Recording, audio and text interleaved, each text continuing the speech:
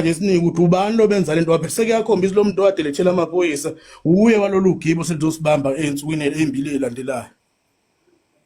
Hayi lwadlula lolo daba ikhesi ivuyavula emaphoyiseni ikhona namanje kodwa akaze kuboshwe umuntu leso senzakalo salapha. Kuthe ngenyanga ke kaOctober 2023 sahle nje isitolo siphuzela nje mina umuntu obuyeshayelekela etshwaleni. Hayi siyaphuza nje kuneke ngakhona endaweni nomzala nje sasila ko5 siphuza nje etafuleni lethu. Wangena ifoni lantambama sekwa o6 nje kuqala ukubuya emehlweni kwakhona ofona uthi hayibo ucela abaphuzwayo evale lapha esitolo imtshela uDlubheke lo omunye kwasibiya khona eduze sekhaya. Hayi isithuse lento uthi awungabe kwenzala no phela yekho umuntu esixabeni nala endaweni akukho nje lutho. Hayi nangempela sasuka ke thatha imoto eyikhona lapha eminyango ayisihambe sishiye lapha sibashiya endaweni zabo. Hayi ngimtshele lo lokhu njani ngoba thina sibizwe amagama indoda akusele ukuthi ngekhaya ngoba ngazi kwenzakala lento ekhonjwa la nokuthi into emakuphi kodwa makuthiwa zivale manje kunesigameko esizokwenzeka lapha esisheshayo ngeke ukuthi ngekhaya ngoba usawubaza abantu baleliphi ngahamba nalomuntu wemoto ke naye lo usibiye ulolo wafika ulolo ke station sakhe masisingaze esikoleni wathi uye ekhaya neyozela la ngeke kwazi ukungena ekhaya nayizolulalela wehla lapho kusibiya nebale baleni akazange eziphumelele ukwathi mayengena ebaleni sasuka isidumo. Wadutshula lapho usibiya wakuba khona ubale kwaziwa ungena endlini kwabula umkakhe kwabula nezingane zakhe embili. Nekulamana kwazi naye wabulawa uphunyulile nangadubule wabalekwa ngena endlini. Ngitsolisi nje kakhulu umbomvu ukuthinta isigameko ezinje noma sebeqala ukuphola enhlizweni akungakho ngoba ngiqonda ukuvusa amanxeba kubantu abalinyalelwa nezihlobo zakhe kodwa umlando walento engiza nayo ogcina ungifikisa kuleso sigameko uyabona. Kuthe mangidlula lapho lathi liphela iviki saphenduka futhi lenkulumo kwathiwa hayi uye lo Dlubheke nobizela abantu ukuthi bezokubulalela izingane kodwa lo muntu kuthiwa esitolo angisuke naye siyalimala khona manje nampela uphela 30 minutes la duma ezulu. Wena wangaye ekhaya Yangana ekhaya ngokusabela manje ukuthi hayi lento waphela akazi labantu abama kodwa kuthiwa nje akuvalwe esitolo siqhele mina nalosibiya ukuphuma kwase kunzima usulindele noma yini vele kungenzakala noma yini nakule moto esikuyona manje. Yena wathi uyaye ekhaya kwakhe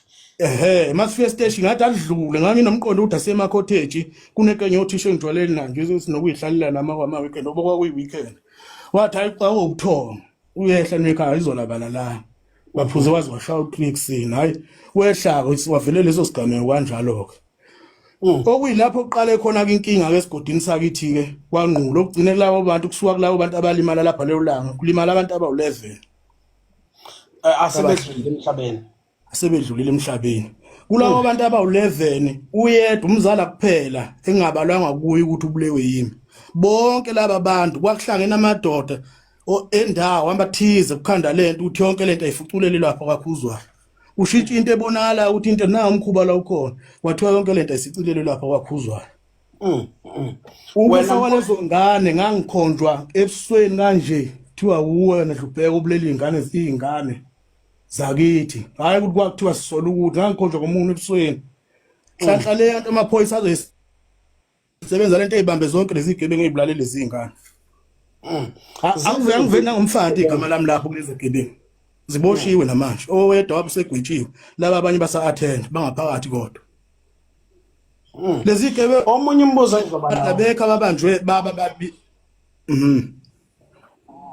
Lo muntu owafona ngubani uyaziwa lo wafona esho ukuthi balekani lo uyaziwa uyisihlobo senu lo kuyena wafona ke nebala bona laba babekhanda lento bamlandela baze bamchitha asekho bamdubula sebemdubulele enyukasela. Omunye ubalwa kibo laba ba11 abahambe kulesigameko lo yena efonile nakhona ngoba efona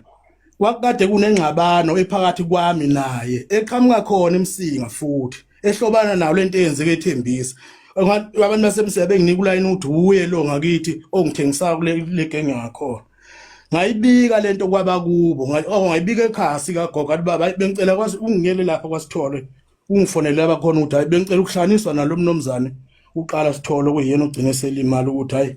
nakho nginenkinga eMsinga ngisakathe ngithi ngilandela abantu baseMsinga lokukhomba lena ukuthi ngifuna ukuzwa amahlelo ukuthi sibangana ngoba phela ngaze ngixabane nalomuntu masiphuza futhi indawonye ayikho lenkinga kodwa manje ukulandelwe laba ngamafoni yilobethe yilo batshela lento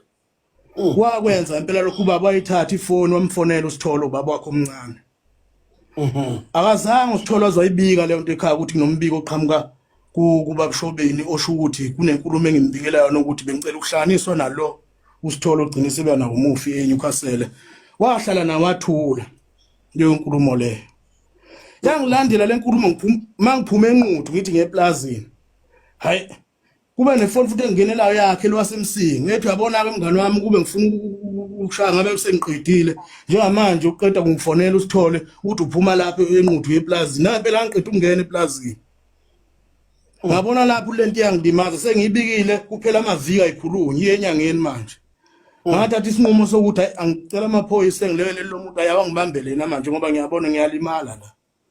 nangempela amaphoyisa ambambe ethi uyegoli lo muntu uyena olobe emkhombile lapha ukuthi uyena wenza lento silungisa lolu daba ke nase sihleli phansi ngithi Sithole kwangeke kufike ekutheni ngikubophe ngamaphoyisa ngoba ngangibona ukuthi ngiyafa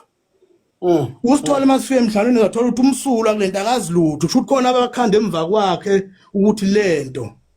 ayibukakala sengaduye lo kusho nawo omunye wayeshaya ngoba ukukhanda kwalento kodwa manje bafuna ukuthi kube nengxabano uqala phakathi kwami naye kuyima bezokwazi ukungena kahle ukuthi besebenzisa isibhamu mase contract phakathi kwethu ukuthi hayi yithi singezwena nebala mina ngayisebenza ngamaphoyisa lento ayiyama ke futhi sayihlalela phansi sathelela amanzi wakhokhela lokho kugeza umuzwa ukuthi wathathelwa wabanjwa amaphoyisa washaya amaphoyisa silungisa lolu daba laba benza lento bazoyenza sisalungisa lolu daba ngoba esefona ukhuza umhlolo ethi Martha niyenza kanjani into ngisalungisa udaba nabantu bakhuzwayo nina niyodubula abantu lapha eSithole lento ayizubuya nibophe mina okay ngelanga enikhuza ethibalekana yebo ngesikhathi ekokhobisa le phone eqa abakhanda leyo nto ukuthi sizoduthula eSithole bangenisa ngendaba yakhe kodwa elungiswayo futhi esiqediwe uvika lokho ke lento izobopha yena ngoba kuyobulawa labantu lapha eSithole wakhipha le phone kwafona sasuka ke eSithole nebala kusibiwa linyelelwa izingane zaphela yangilandela ke lento wasibiya ngikhonjwa bukhoma la sekuboshwe lezi igebengu ibanjwa ngawana sikhe sibanjwe sabhangqa nesinye angiveti nangomfanti igama lami lapho kodwa lapha endaweni ngikhandela istrategy sokuthiwa yimi engibulela ingane zakwasibiya baboshiwa abantu aliveli igama lami lapha kodwa ebantwini ngimuncu lokhu ongakwazi ukungenzeka noma yini egcine leyo nto yenza kuhlaselwe ekhaya kubuyelwa amagemgemi ubaba nje unenhlamvu emzimbeni yizo lezo gameko lezo mfowethu singeke sisho okuningi esizothi siyafisa ukwazi ukuthi seniyazi nje obani abathintekayo kulento empini yamatekisi yaseFaraday igama lakho liyaphinda lithinteke futhi lapho ngithi uSithole osanda kulimala igama lakho liyathinteka lapho futhi hayi ngoba kuningi abahlala bekwenza ngiyaqhabuka nje kokubili lokho akukho engikwaziyo ngala ngeFaraday nelokhu njalo kodwa kukhona osekuphinde kwaqhamuka okusha okuthinta iuline wasezoko kodwa lokho ngizocela ukuchaza sekugcineni ngoba lento izigaba ngegaba ngoba lamhlanje ngifisa ukuyikhuluma baningi abantu abathi kanti ngempela ngilinyazwa abantu bakithi endaweni mina ngegama lami bambe belisantuza ebantwini ngendlela okungasiyona mawusadlula ngaleso sigaba sadlula ngaleso sigameko leso ngiqela kwesesithathu uthe mase kulokhu njile ngayi ngaboshela imoto eGoli hayi ngithe mangiboshela imoto eGoli ngiyoba ngithi ngiyokhipha le moto ePitoli hayi ngafika sekule batha ngizoyithola ngeMonday kwaphoqa ukuthi ngilale eGoli ngithe nje ngene eForce Lawrence ngivashela abafundi nje lapho babe ngihlasela bona labantu bangakithi abekho manje laba semseni ngihlasela laba bendawo engeke singaxabene nalutho nabo but leyo abantu bazobambakala bababona isigameko singakasuki bahlakazeka babuya sebengibamba ngamaphoyisa khona lapho emxhobela amaphoyisa kwajikila hayi amaphoyisa manje ngithatha lapho efike ezongithatha ngemethi ethi ngala omunye ungcobo kwakhona ngakithi enquthu ngithi hayi webhuti lo muntu okhuluma ngayo umuntu ebengizwana naye kakhulu kodwa futhi washona ngiseThekwini bengihlala eMoben Heights angihlangana nalento ngibalela kuyona lileli iphoyisa hayi lethu 30,000 ngeke sikufake ngaphakathi ngithe yani leyo mali hayi lathi mfowethu mawumala unazo gcina sikuvalele usho ukuthi uyobhela usubhela ngaphakathi ithi angihlangane nodwa lento ngibophela yona lo muntu washona ngiseThekwini esitutulelwe eGoli hayi bangibopha ngahlala 3 months wonke ngaphakathi eBosberg kwafika inqwaba ke amaphoyisa asethembisa ke eza manje nalezi zintathu ngihlale ngibalelwa zona ngisesekhaya ngaqala lenkinga ekhaya kubulala kade khanjiswa zona phambili afika namakhesi ngiyothi amakhesi amathathu abantu ababengibhale kuwona hlanhla le kwathi ifoni ngakwazi ukuthi ngithathe ngafika ngishaya kwi reception ngaphandle ngathi ngicela ukuthi sihambe nabo selapha e-reception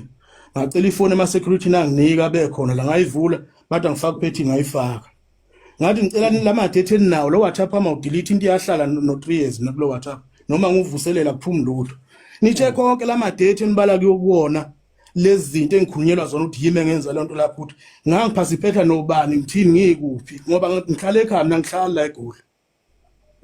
hayi amaphoyisa nampela ethi ayangena athola ukuthi into elandelene lapha ukho nokukodwa nje okuhlobana nalento ayenzeka lapha into abayithola amathe ngangisekhaya futhi la ngangisuke ngikhona ukhomba ngangisuke nginabantu indlela sasikhuluma khona ngo WhatsApp sikhulumela into engathintani nale yanto hayi lalela iphoyisa mfowethu hayi siyabonga ngoba ifoni sishesha silapha ukho engabe sakubanga la noma futhi masibheka ngokuline siwenzile amafoni akakhomba ukuthi ayedonse ekhaya ngelanga lalo wesibili umufi ukhomba ukuthi wawuse bakhomba ukuthi ibhetali sasuke uyozingela eMpumalanga ngalo la kushona lo munye ngibalelwa kuye kulento hayi bengiyeke lapha likho icala langithatha laseThembisa ngokubamisela ukubodwa impela mabengena efonini yami ayikho into ehlobana nalento ebhalwe lapha phansi hayi ke ngaphuma ke lapho ngaphandle ngabuyela ngaphandle okay kuthe sekudluleke lapho kweza ke udaba osekuyilona manje olezi ukuthi ngisukumele lento ngoba ngiyayibona lento iqala yamanga kodwa egcineni kwakhona igcina isilima sabantu kwanami yangilimazisa isibili yangihlukumeza emaphoyiseni ngihlushwa amaphoyisa into engahlangene yangihlukumeza kakhulu kuthe ke ensukwani nje inyanga ephelile noma elandelwe ephelile ngiqale ngingenelwa amafoni abanye odriver nje ngiphila nabayibona ukuthi kwenzakala nakho lokuthinteke into ethinta indaba zako zonke ngithi akusho ukuthi sebeqala phansi ke labantu bakithi ngaqala kwenze njalo ukuthi basemva kwami bafuna ukungijuphula manje bethi ayikhona umuntu othinteka kuye lokuthi hayi uwe olimazele umuntu mfowethu ngisekhaya negoli ngakhansela ngo2019 angisondeli kuleyo ndawo bengiza mangizo recorda kuphela mangiqeda futhi ngibuyele ekhaya ngihlala eGoli ngithanda hayi ke kuthi mangisasola lento ifuna uqalwa phansi khona ukuthi umuntu okhokhobisa lento ngoba udlamela kangqulu wakhuzwa nge3 January kwavunyelwana ukuthi akekho umuntu ozophinde sondelane nomunye ngokubi yasihlanganisa inkosi nezinduna zayo kwavunyelwana oyedwa osesayidini lalaba kade silwa nabo wazi wathi ucela ukukhuza abantu abadala ngoba yibona abaphambili kulento omunye wabo abantu abadala bebasho wayengeke emhlanganweni ngoba engafundi ukukhulunywa lento iyaqala futhi iyaqhubeka manje makufuna ukuthi ngithola kufakwe igama lami engibona ukuthi ukusala kwakhe emuva babevele besalele khona lento ubona beqhubeke nalento ukuthi aqhubeke kulimala abantu endaweni uzinzo lingabi bikho ngayithula ke leyasifarathi hayi ngiyilandele endlela engilandela ngayo hayi ngithi ngiyayifica ikhomba futhi khona abantu bangithi abaselenkeni abakilo leli side ade futhi kade sihlaselana na alright kuyadlula leyo sekuyilena ke manje ka baba uJobe osanda kulimala ebuya futhi ngiyathola manje kufika amaphoyisa eplazini eplazini ubaba ofuyele khona mina inkomo zami ngisekhazo afika amaphoyisa ababulala belusi ngenduku amosha nje yonke into endlini akukho belusi akukho lutho nje lapha kubale wonke umuntu inkomo ehlezi zodwa lapha eplazini amaphoyisa afika athi afuna mina ngithinteka le ndabeni eRasithole kuthiwa ngihlala la banana belungu ngithi into endabeni kaSithole lo muntu ulimale ngisestimela eMoli eMpumalanga bengino 2 days ngifikile eMpumalanga likuleli lovukulelo hayi iqale lento ngiqala ukusuma manje ngiyifune manje ngamapolice station seGoli uthi hayi ngicela uma ube banalo ulwazi ukuthi ubapha abaphethe leli case kaSithole mabe nganje eMpumalanga estimela eMoli eDebonets ngangihleli khona cishe sahlala 5 hours ukusuka ntambama ngo5 cishe sahlwa na ngo8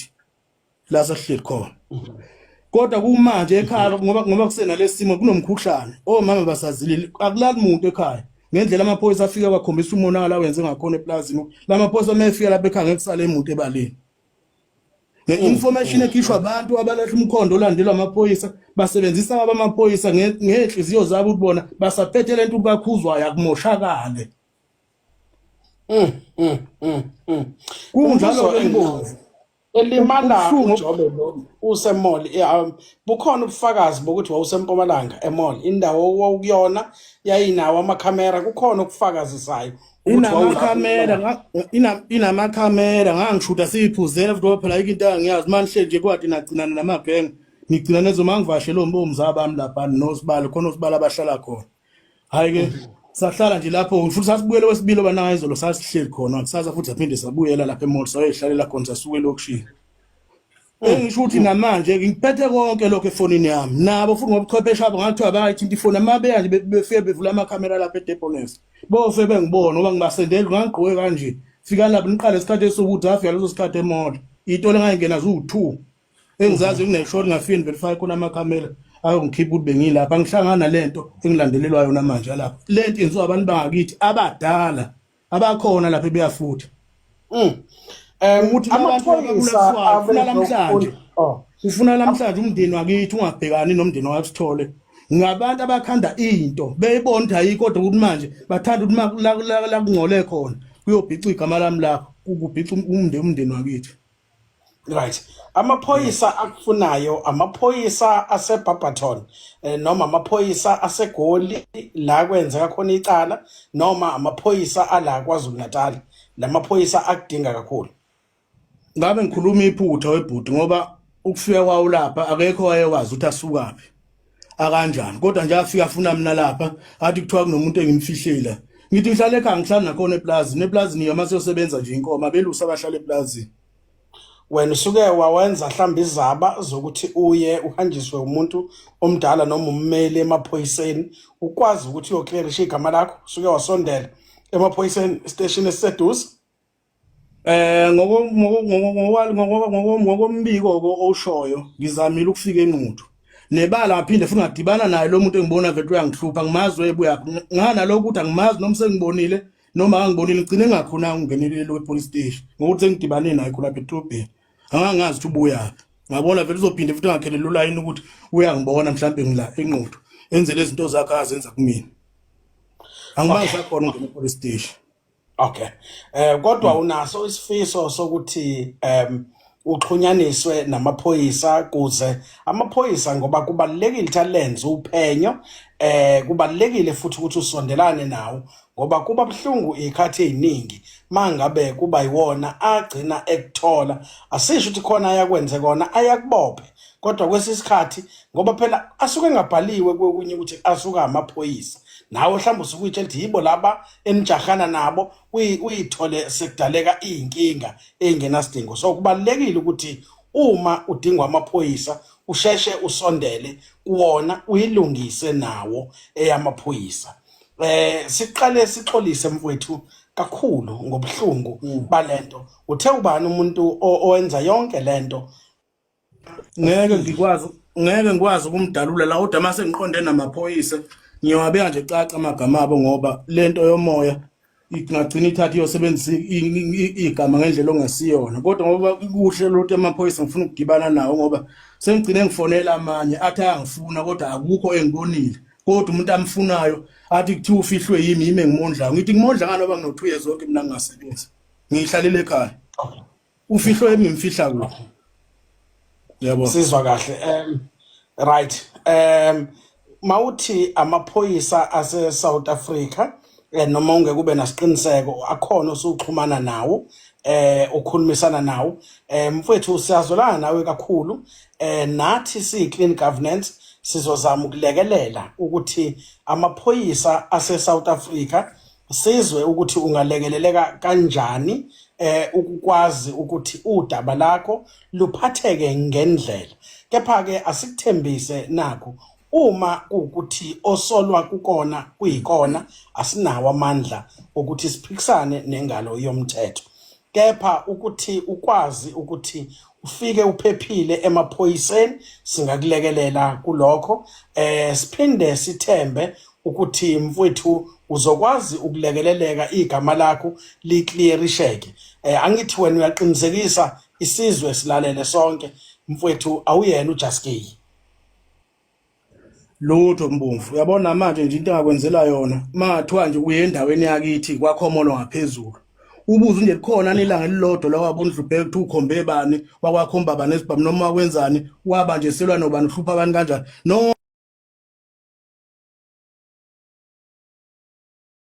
kugcina manje ukuthi kwaphela mina nginegama lilula igama labantu bayalazi kulutho umuntu emukela into akayizomuntu ewumakhelane wakhe ethi hayi lo muntu njani lo muntu ukhanda into yakhe ukubola nje kulo muntu akalimaseke isibila sipikisana amaphoyisa ukuthi awenza umsebenzi wawo mawukhona kufuneka kwenza kodwa abantu abese ukusebenzisa amaphoyisa ngendlela ongesiyona entweni esuke ilandela umuntu ethatha amaphoyisa basele ngokuthi yena ufuna ukuthi kuhlukumezeke lo yamuntu wase nenjongo ukuthi kufuna abe lo yamuntu lele phansi ngomthetho. Kubhlungu bakwethu asike sicacise lokhu umculi lo ophila ngawo umculo so ke sizwa ubhlungu ngoba uthi umsebenzi wakhe useze wawuyeka ngoba ufaka impilo yakhe engcupheni akakwazi ukuthi aqhubeke asebenze namanje uthi usekubhaceni akakwazi ukuthi bazile kahle beumndeni ngoba kunenkinga ekhona ekhaya and kumphatha kabi ukuthi kuzoba salimale umuntu kukhonjwe kuyena kuyinto ebhlungu uthi bangaka abantu asebekhonjwa kwena bawu10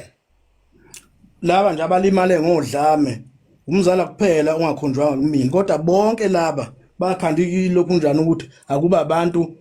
ababekwe egameni lami kuthiwa uDlubhek obulele bonke labantu makuhlangela imihlangano community efunazo zonke lezi zinto phansi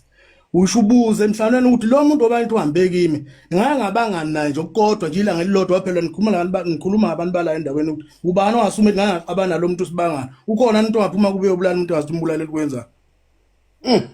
kwaze kwanzima awuyitholi impendulo bathi ubabulala nje bamama should kuswenje kunandisa ngobe yini ngoba phela lento iyangidida ukuthi mase bekhandile ukuthi uthimi ngiyavuma uthimi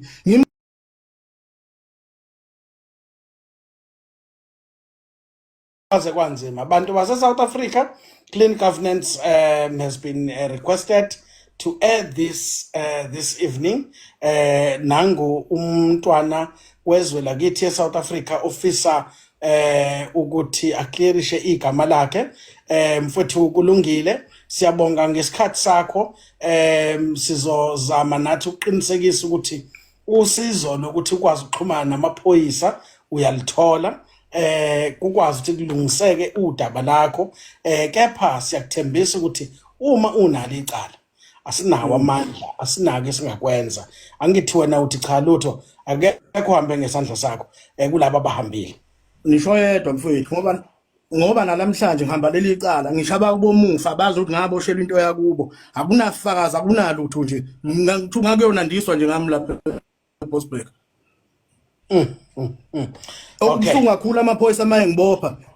ngiyathola ngaphandle angena ema-oneni ngokuhlukana kwawo athatha imali kwelinye athatha u30,000 kwelinye athatha u20 athi ngithi ngangithunywe yiwo lawo ma-on ngiyaphuma ngiyanuka phuwe ejele ema-oneni ngento engayazi yodwa amaphoyisa asebenza ukuqoqa imali ngegama lami ema-oneni ngaphandle. Yabona bani lo hlelayo eceleni hayi uyikhulumela ngefoni lo ngahle. Oh okay right sesiqeda mfowethu uthi noma ngakuthiwa kwenzekani wena uclean awunasidumbu awunamuntu ombulele kukona konke lokhu uyasukeleka njoba ngitshela nje mfowethu na iphone mhlawumbe mnineminyaka ela ko6 ngiyiphethe angazi ngiyishintshe ngakhuluma manje athathana ifoni yokwenza zonke umhloli bene anginayo into engithinta la kundikhona umuntu angabulala engawabulawa yimi nezandla zabo.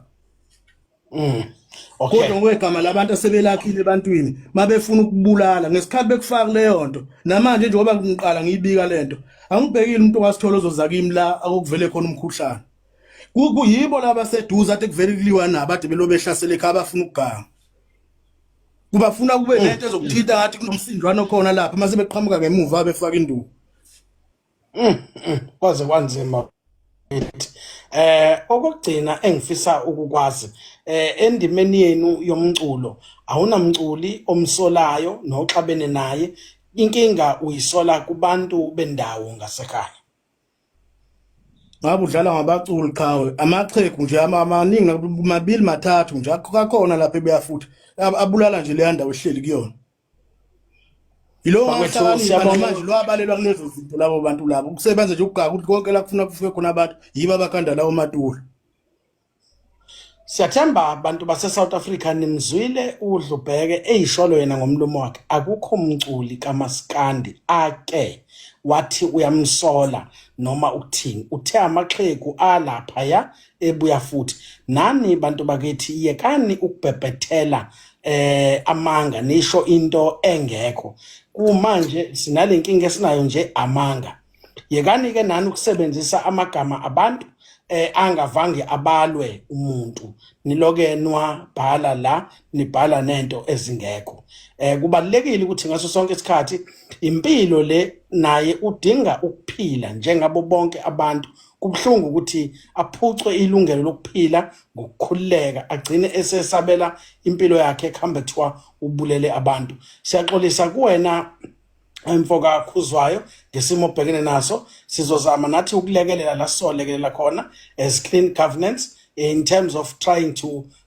make peace phakathi kwakho nomthetho. Kodwa ke kweyakho nabangani bakho labenijahana nabo asinawo amandla ngoba asibazi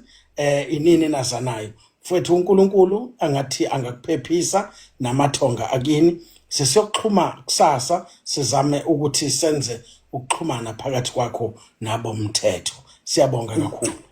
Ngiyabonga kakhulu Mbomvu nje ithuba unginike lona nasikhathi okunike sona. Okwesibili sengigcina ngibikile lolu daba enkosini. Okay. Ukuthi nakho ukuthi nantu udaba befuna abantu abadala endaweni befuna uzosiqalela futhi lenkinga esisuka kuyona esihlakisa abantu iminyaka emibili behlele ekhotheni. Bayiqala futhi ngokuyikhokhobisa ngezinye izinto emuva. Sengilifakile enkosini lolu daba iyalwasa. Manje mangabe sekudlulile konke lokhu uyophinda uphindele emculweni kaMaskandi noma ngeke sisakubona emculweni.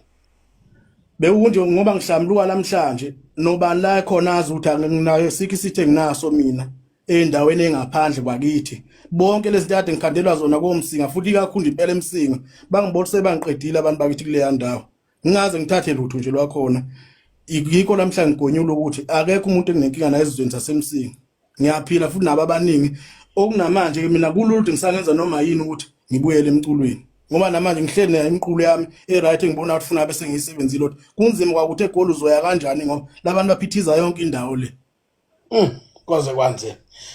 Bakwethu siyabonga kakhulu Mfoka Khuzwayo. uNkulunkulu akusingathe